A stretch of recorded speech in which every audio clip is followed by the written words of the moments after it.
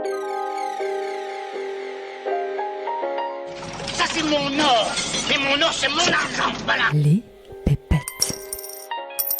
N'ayez pas peur, madame, c'est de l'argent honnête. Et honnêtement gagné. Les pépettes. Bienvenue sur Les Pépettes, le podcast qui réconcilie sens et argent. Je m'appelle Aude Nguyen et je suis entrepreneuse sociale. Je constate qu'il y a souvent une dissonance entre argent et sens. Comme si ça sonnait faux de générer de l'argent en exerçant une activité qui nous passionne et en ayant un impact positif sur la société. J'ai donc décidé de prendre le micro pour donner la parole à celles et ceux qui maîtrisent le sujet et qui peuvent nous offrir un nouvel éclairage sur l'argent et sur le sens qu'on lui donne. Et si après ça vous voulez encore plus de pépettes, retrouvez-moi sur Instagram, les pépettes podcast, où je serai ravie de papoter avec vous et d'approfondir les sujets qu'on aborde ici. En résumé, quelles sont les grandes étapes par lesquelles passer pour bâtir sa stratégie d'investissement ? Première étape pour moi, c'est vraiment faire le point sur sa situation financière aujourd'hui.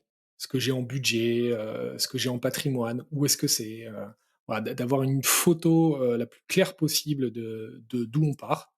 Bien définir où on va, le cap, la direction. Si possible, d'avoir des objectifs qui soient très spécifiques, des objectifs financiers, budgétés, des durées de placement, donc des horizons de temps, bien les positionner en fait sur une échelle de temps, et puis de les prioriser pour dire est-ce que celui-là il est plus important que celui-là. Ça va nous aider dans la stratégie d'investissement si on doit faire des arbitrages, si on doit dire non, au final c'est ce projet qui est plus important ou pas, quand on va commencer à allouer nos objectifs de moyens.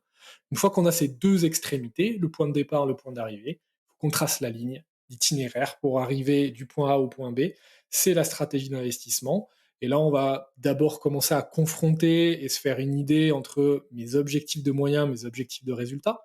Donc là, pourquoi pas utiliser le petit fichier extrêmement simple pour prendre chaque projet et regarder un peu ce que ça donne, pour au moins avoir des premiers ordres de grandeur, pour construire une première version de sa stratégie d'investissement, en disant tel projet, je vais y allouer ça, tel projet, je vais y allouer ça. Et ensuite, c'est le choix du comment. C'est là où on commence à parler solutions. Plutôt l'assurance vie pour ça, plutôt l'immobilier pour ça, un peu de crypto là-dessus. Et là, je peux utiliser la pyramide du patrimoine pour avoir un cadre et bâtir une stratégie d'investissement qui me ressemble et qui est alignée à la fois à mes projets et à la fois alignée avec mes convictions.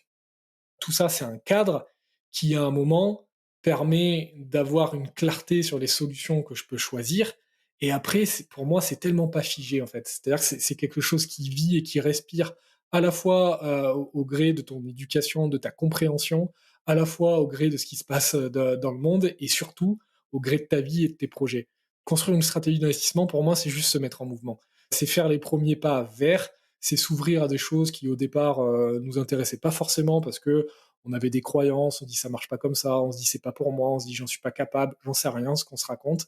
Mais c'est plus se mettre en mouvement par rapport à ça. Et en fait, naturellement, la vie est un chemin, ça avance, les choses évoluent. Et en fait, la stratégie, elle bouge tout le temps, tout le temps, tout le temps. Par contre, voilà, je me suis mis en mouvement. C'est plus clair que ça ne l'était il y a un an. Je peux reconstruire une stratégie, je peux refaire une itération. Et au final, ça se structure comme ça et ça se construit progressivement.